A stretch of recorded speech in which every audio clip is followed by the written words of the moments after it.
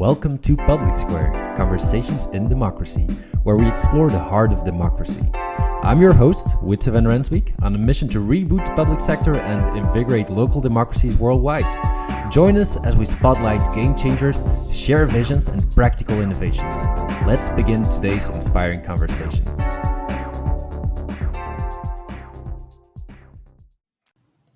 Today, I'm traveling north to the capital of Denmark, to Copenhagen, and I'm sitting down with Aja, the project lead in the participation team of the city of Copenhagen.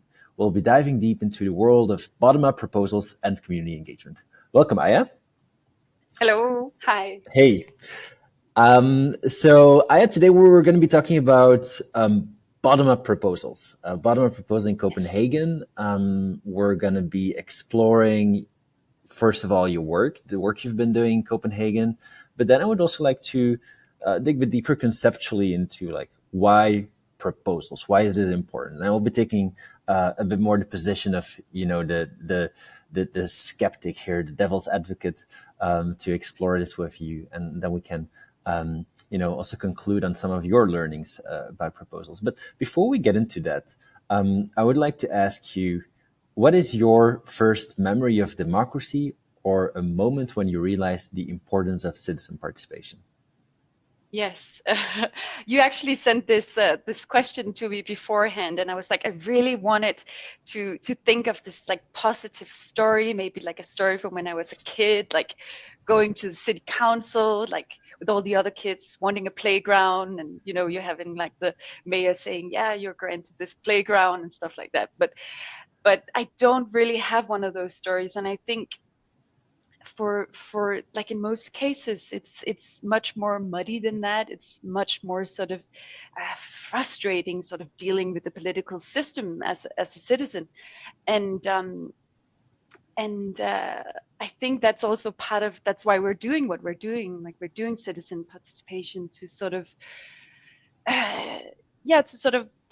solve this issue with this frustration that there is with this the political system. And I actually thought about this very recent interaction I had with a woman. I was setting up this idea box at a public library, and it's an idea box that we want people to be able to hand in physical ideas and anonymously, and then we put them up on our digital platform. But I was setting up this idea box, and a woman came over to me, and she was so frustrated, and she was sick of how the development of the public library in the direction that was going. She thought that they were turning into these experience centers and failing sort of to provide the right amount of books and the right amount of service.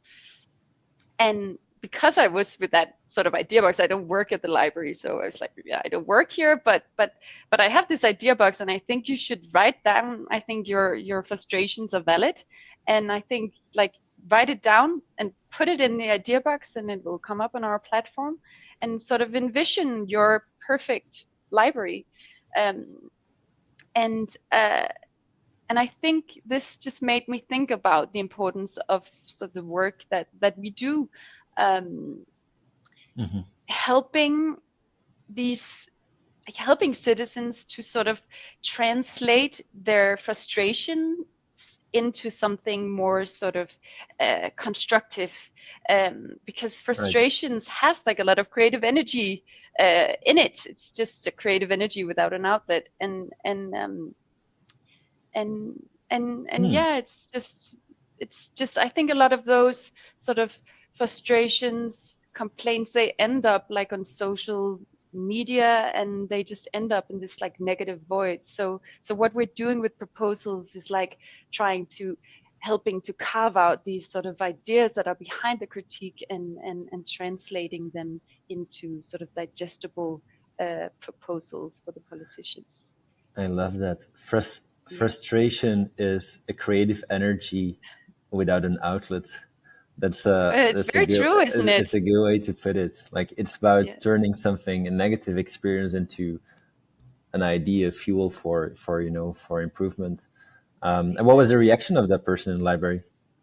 Actually, we had a lot of fun.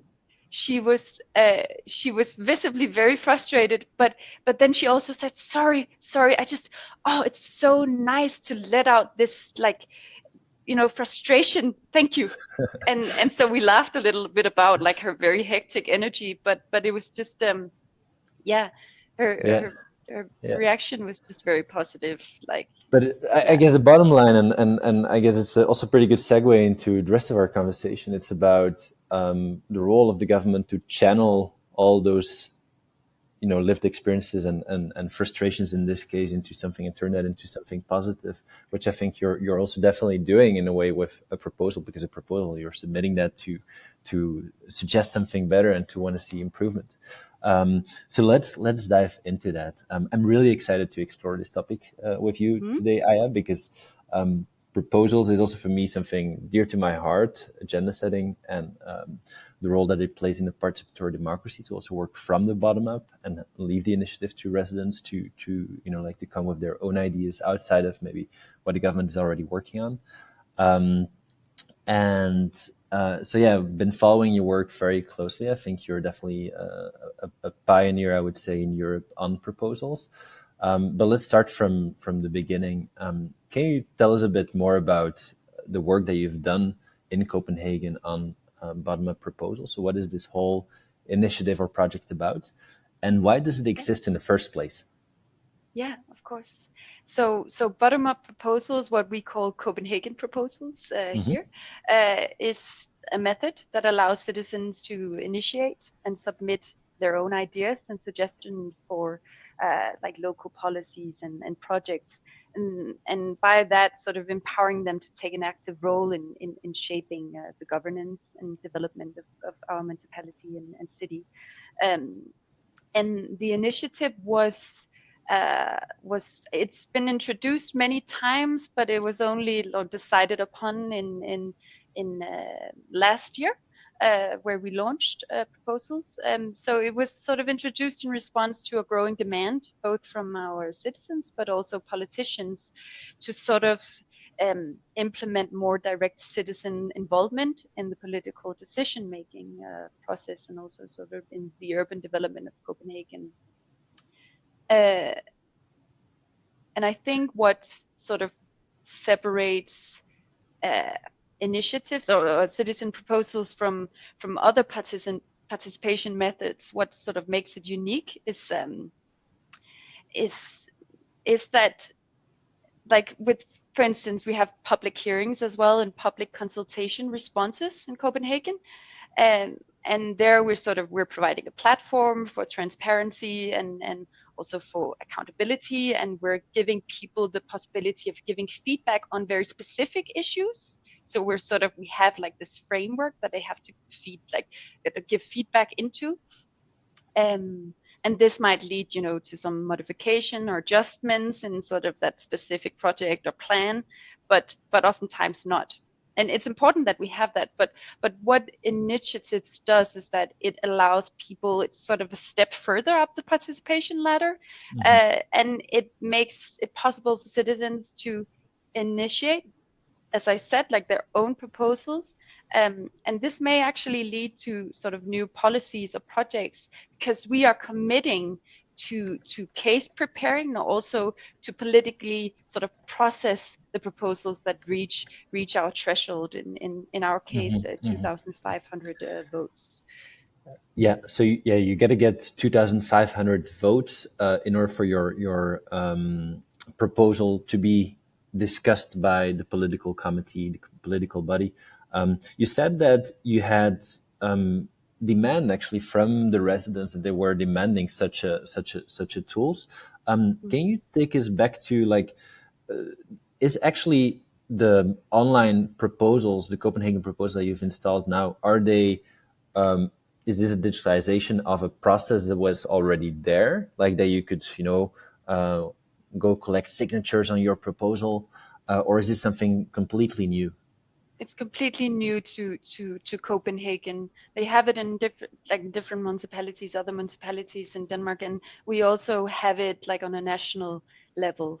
Yeah, but it's new for Okay, Copenhagen. okay, Yeah. that's good to know, because I have seen, like, in other countries that often there is already like a framework, a regulatory framework in place, but there is no willingness to actually promote this, and to digitize this and to really encourage people to make use of this fantastic democratic tool. So that is something clearly that you have done, which is fantastic. So you've already shared a little bit about the process. Maybe we can just go one level deeper. How does the whole design of this flow look like, not only for the resident but also for you in the backend? What are the different steps of the process from first step till a successful proposal? Yes, definitely. So for the citizens, the first step, of course, is to get an idea. And then we also working with co-sponsors. So you need to get at least 3 co-sponsors to have your proposal sort of screened and published. So you get an idea for a proposal and you make a pre-arrangement with co-sponsors, and then you'll register on the platform. And Can I actually, pause what? you? Sorry, can Yeah, I of interrupt you there course. for a moment? The 3 co-sponsors. What is the reasoning behind that?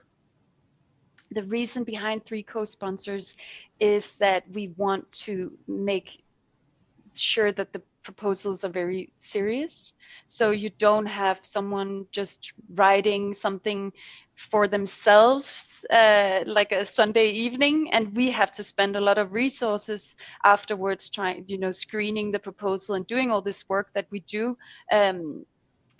So I think that's one of the biggest reasons is that we spend a lot of energy on screening the proposals and getting back with feedback to the proposers and the co-sponsors.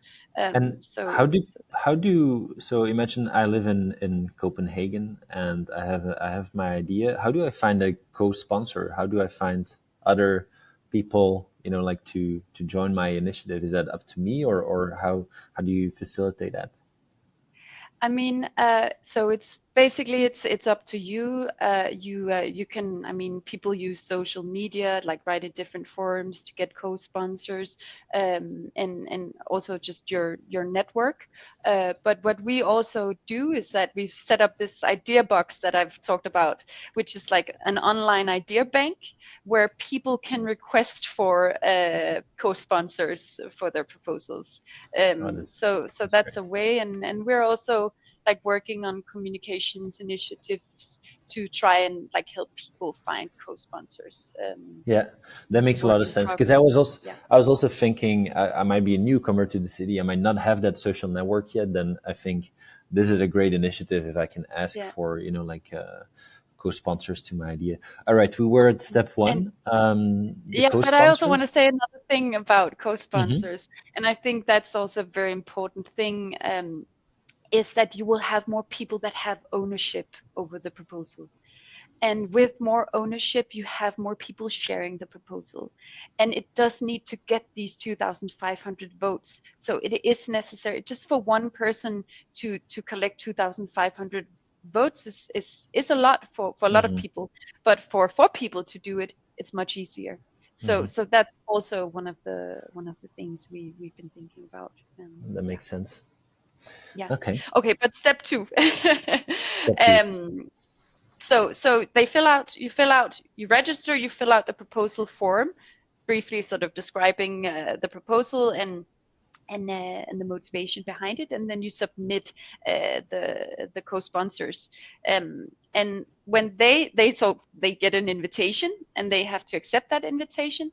And as soon as 3 co-sponsors have accepted the invitation, we will start the screening process, which usually takes like around 8 to 10 business days.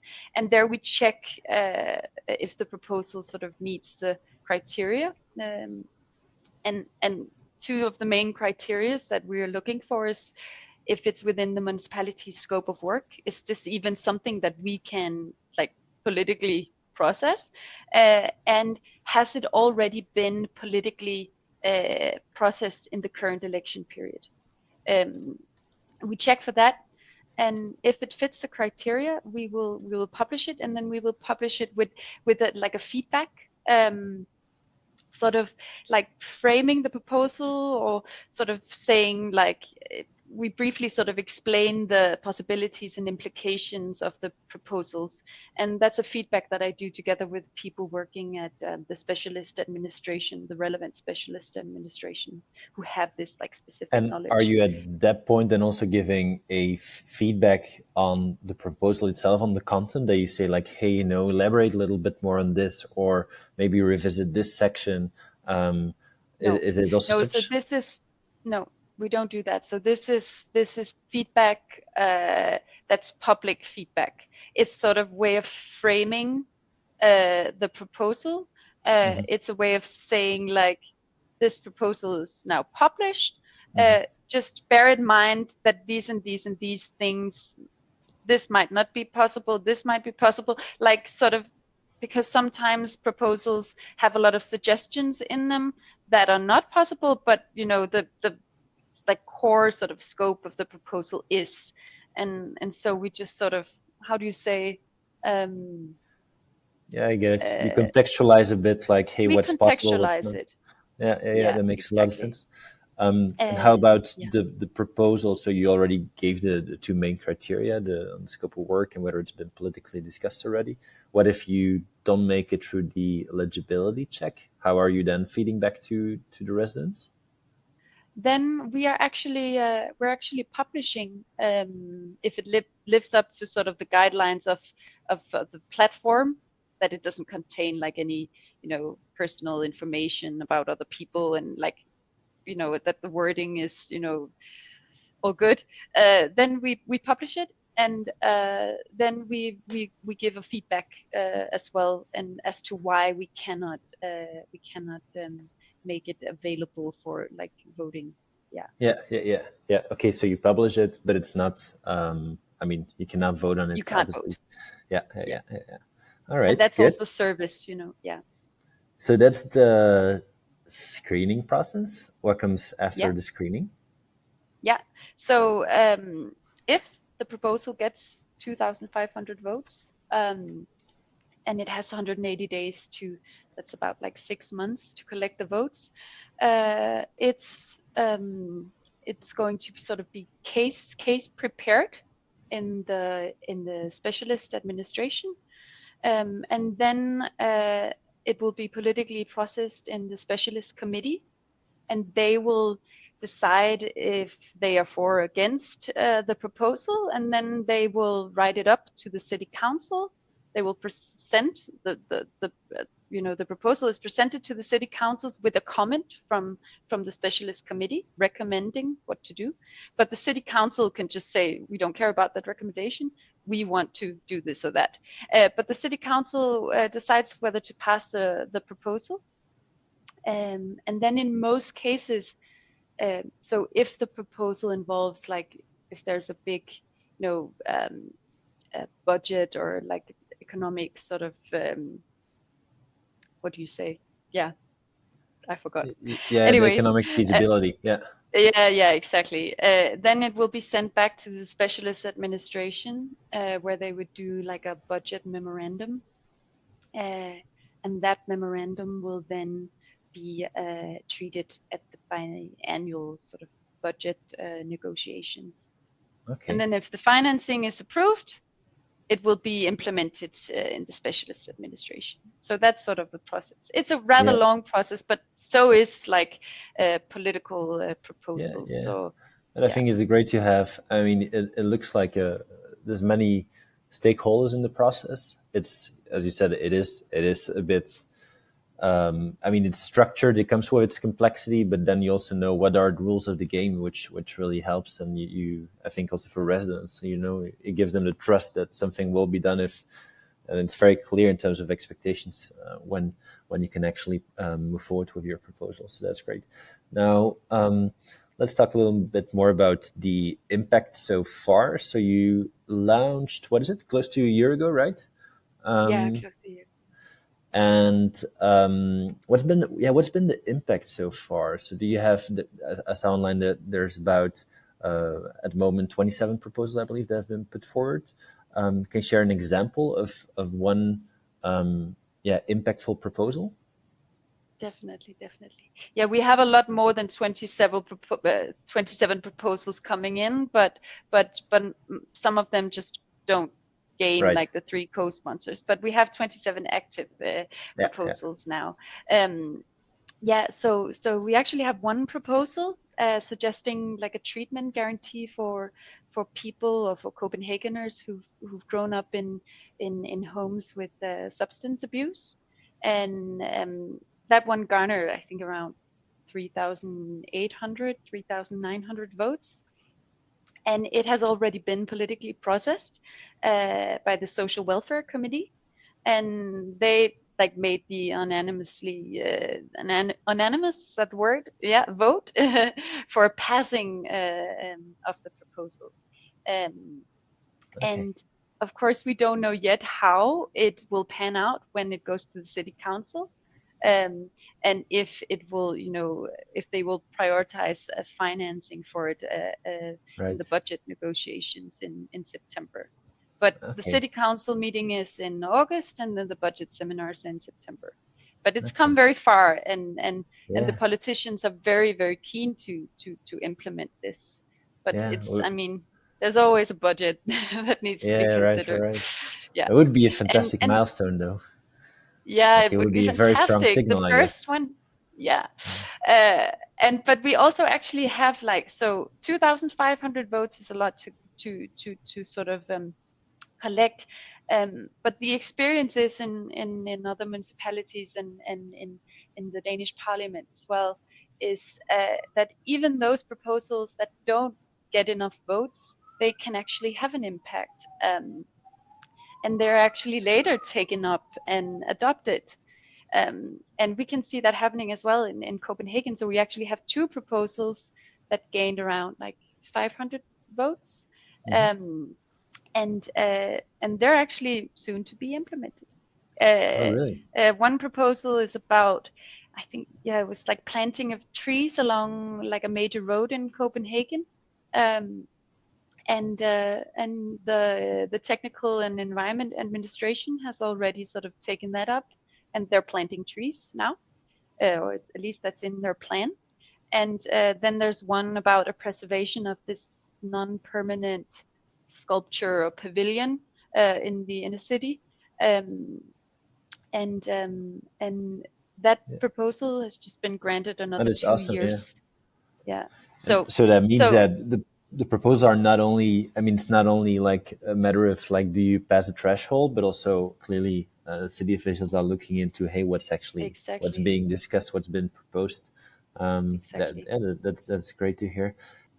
All right, I would like to now dig into another topic, which is I would like for us to explore proposals more as a concept. As I said at the beginning, I'm really excited about it. So I'm going to take now the role a bit more of the devil's advocate, to take the other perspective, going to be a bit more of the challenger.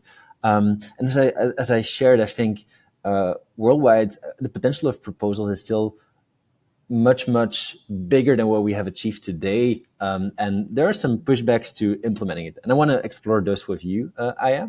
So the Yeah. very first one that I'm seeing a lot, why proposals don't get implemented, is power sharing. And that would be my first challenge to you. Are politicians rightfully afraid of bottom-up proposals? And how do you actually address concerns about losing control over their own agenda? Yeah, that's an interesting question. And I think it is the issues in most countries, but I think actually for our politicians, the concern is their concerns are a bit different, and I think their concerns are actually quite fair and based on sort of a real fear that we end up doing like mock democracy, Mm-hmm. because our political system as it is right now is not fully matured in terms of sort of accommodating these method direct democracy initiatives like bottom up proposals. So for most politicians here, and maybe I'm being too nice to them, Yeah. the main concern is not necessarily about sort of um, giving over power and losing control over the agenda. It's more concern that proposals will sort of lack the practicality and feasibility because of maybe sort of insufficient knowledge about the political system in the general public. And then there's also the concern that a proposal might sort of clash with a political, with a policy or a long-term plan. And this may be a plan that has already been decided upon, and therefore makes it sort of close to impossible to steer away from, even with the proposal gaining the 2,500 votes. And this might, and I think that's what the politicians are also worried about, that this might create even more tension and more distrust. Because now you have this proposal, it's gained 2,500 votes, or like thousands of votes in other cases, and now people are being told that it's not feasible. Like, how can that be? So I think we have really tried to address these concerns in how we have set up the initiative. By screening the proposals, and also by sort of giving transparent feedback, as we earlier talked about, and doing this case preparation. So I hear you saying two things, right? Like the first one, I'd like to dig a bit deeper. So you said, like, are our democracies, our participatory democracies, are they ready for proposals? Are they mature enough for proposals? And then you refer to, like, do our residents have the necessary knowledge and expertise to actually come up with good proposals? My question back to you would be, what is actually needed? Do you think this is an evolving state? Do you think that we can get to a point where residents have that so-called required expertise, or is it something that we should rather embrace and that we should work with? How do you imagine that, like, that maturing of democracy? What is needed then for our democracies to mature and for residents to have that expertise? I think time, and I think education, and I think we have a big responsibility in sort of informing about the political system. And I think we're used to these very not very transparent systems. So I don't blame the citizens for not understanding it. Sometimes I don't understand it. And it's like so complicated, especially like municipal sort of governance is so complex, because you have a lot of legislation on like a national level that we have to live up to, but what is our wiggle room and all that kind of stuff. So I think it will mature, but we also have to allow it to, and we also have to sort of help people understand, and people, we need to train sort of our democratic muscles, and exactly. I think that's what we're doing. I think that's also what we're doing with bottom-up proposals. It's a way for it's a way of training your democratic muscles. For me, you give the answer there to the hesitation you had on like, hey, are we ready for this? Because I think it's a chicken and egg deadlock you get into if you you say, hey, we don't have the expertise. It's as you said, it's about training that muscle, that democratic muscle. It's about promoting that tool, and actually it's also the wisdom of the crowd that makes that the good ideas will bubble up, and the ones that aren't realistic, not feasible, they will not see the daylight. So I think that's also kind of the process that you have installed that will make up for it. But the other, I don't think they should fear it. yeah. So the second objection, or the second kind of counter argument that you had was, what if the long-term policies from the political leadership don't align with maybe more short-term proposals that go viral and that suddenly get a lot of votes? So how do you actually handle that? Like, the proposals could conflict with the long-term strategic plans of the political leadership. What mechanisms are there to resolve such conflicts? So we have a criteria.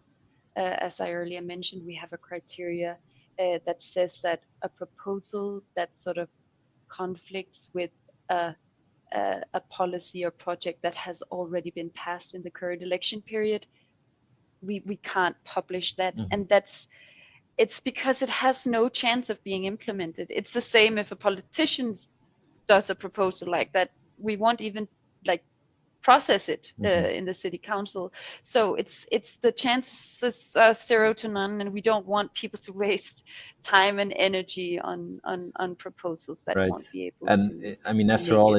it's not a binding vote, right? It's a citizen recommendation, then still for political leadership to integrate into their plans and budgets.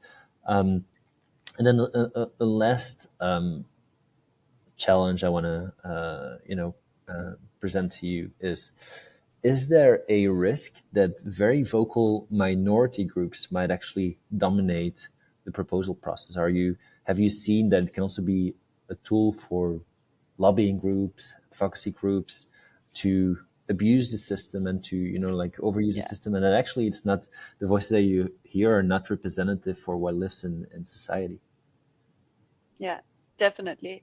I think, and that is also something the politicians are worried about, that what we only hear from sort of a vocal minority, and like citizens, people that are already being heard, and they will be the ones to dominate sort of the and use the opportunity, and that we will spend like additional administrative resources on a minority that we're already in dialogue with. Um, and I think this one is really tricky. Hmm. uh, but we are really trying out we're trying out a bunch of things and spending a lot of resources on reaching sort of the normal, so to speak, citizens, and trying both to get them motivated to come up with their proposals, and also to educate them on how to develop feasible proposals. And I will not say that it's easy Hmm. and it takes time, but I'm very positive that Hmm. it's possible. Yeah. Yeah. Okay. Well, I think that's actually a good bridge to kind of looking a bit and taking a step back and reflecting a bit together on, like the proposed initiative in Copenhagen, and thinking a bit about the learnings. So you've been, as we said earlier, now you've had close to 14,000 participants in close to a year now. Mm. Yeah, what have been your main learnings and key findings from this initiative? And I would maybe like to start, before you share other ones, I would like to start with the communications, because I think that's the part you've done really well. You had a very successful launch. You reached in 4 months' time, you reached about 12,000 participants. So you've clearly done a couple of things right there. What has worked well in terms of mobilization tactics? So what we find has worked. So in when we launched, we had like social media campaigns, and they were really effective. We also had press coverage. It was effective in the beginning, but what we see now is that we have to do like more sort of um, tailor-made communications initiatives to sort of reach people and get them engaged. So we already reached the vocal minority. They know that this exists, but in order to reach other segments of society, we need to. So one thing we've Hmm. did actually, which I find very interesting, is that we made like an education program, like a workshop on how to do Copenhagen proposals, with a bunch of um, students in how do you say, in preschool? Hmm. No, not preschool. Like maybe they're like 14, 15 years old. And we did like 3 workshops with them, and they developed like really good proposals. um, and that's sort of uh, then they tell their parents about it, and then I mean it sort of goes from there. So that was a very like positive, Are they allowed very to? fruitful. What is actually the minimum age for people to participate? It's 15. 15. But in this case, we did, when in the classes where there weren't any 15-year olds, we made it possible for the people like facilitating the workshop to post them, the proposals, on behalf of the class. So that's how we worked around No, it. okay, got it. Yeah. Yeah. Yeah. And so what is another example of when you say like tailor-made communications? I'm first of all also interested in hearing like who is actually the vocal minority that you're referring to, and what are some of those tailor-made communications apart from also the student example you just gave, that you can share with us? So I hate to say it because it's such a, I mean, everyone says that, but the vocal minority is like people from maybe 50 to 70 years old.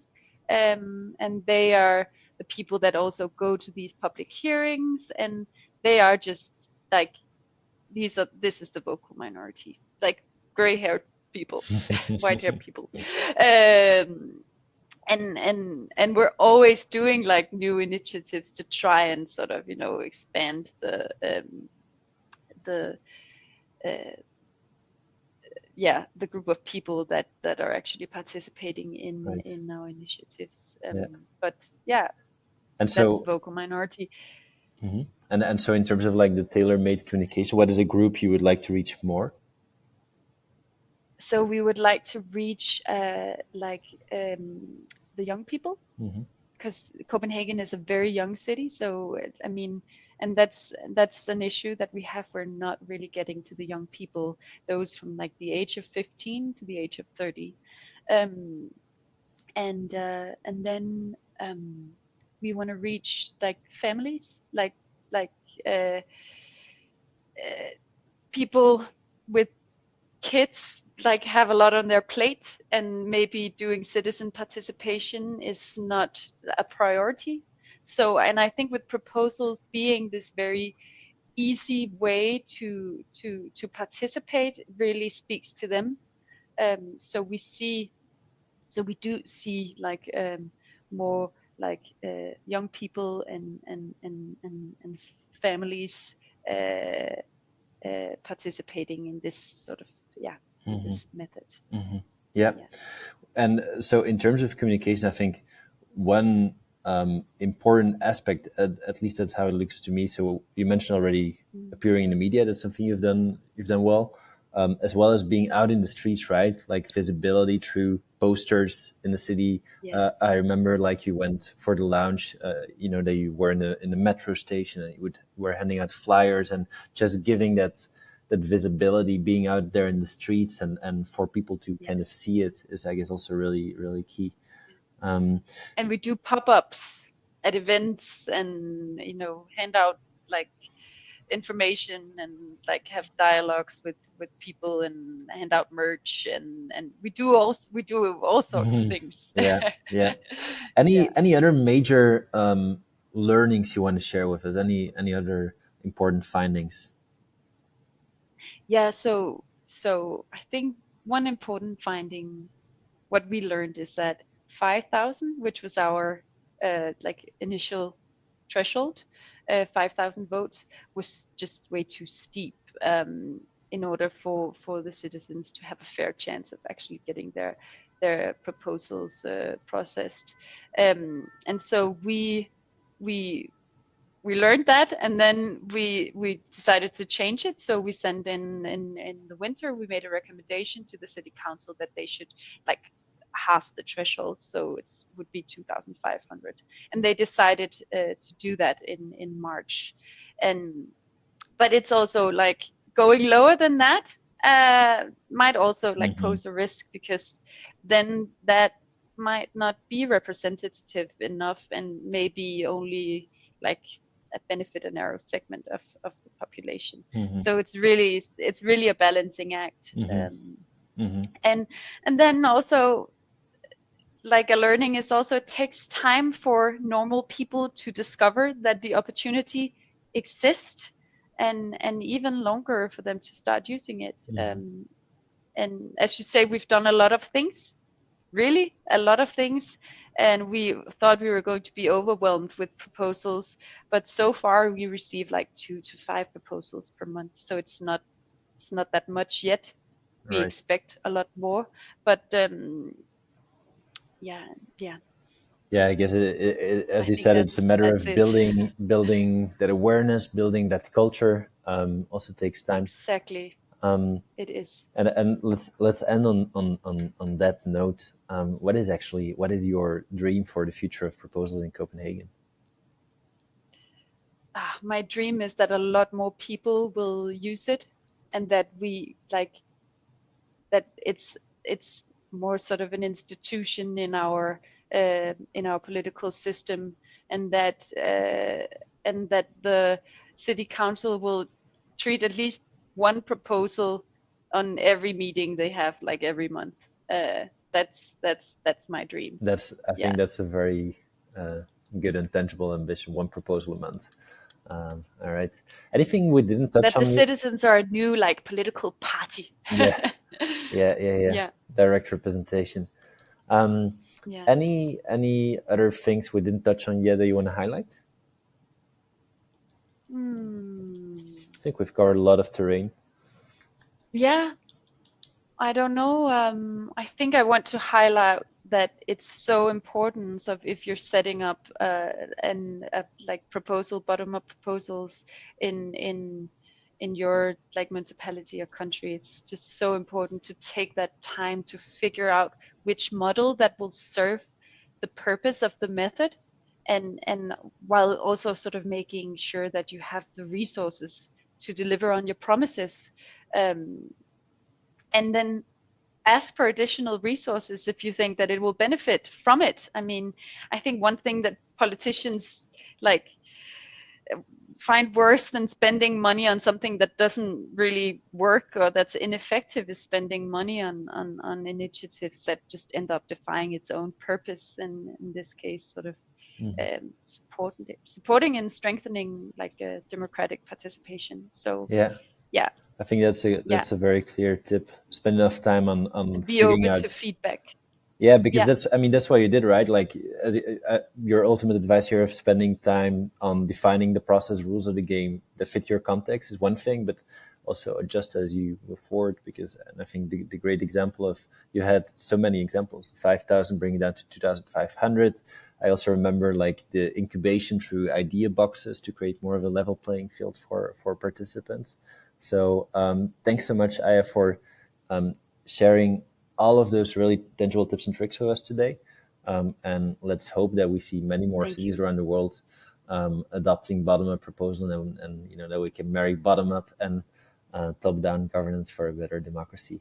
Thank you so much for your time today. Definitely. And thank you, Wietse. Bye. Thank you for joining us on our journey towards a democratic future. Subscribe to the podcast to stay connected. Next month, we'll be back with another trailblazer. And remember, democracy is a journey. It's not just a destination. Stay curious, engaged, and active in your local democracy. Until next time.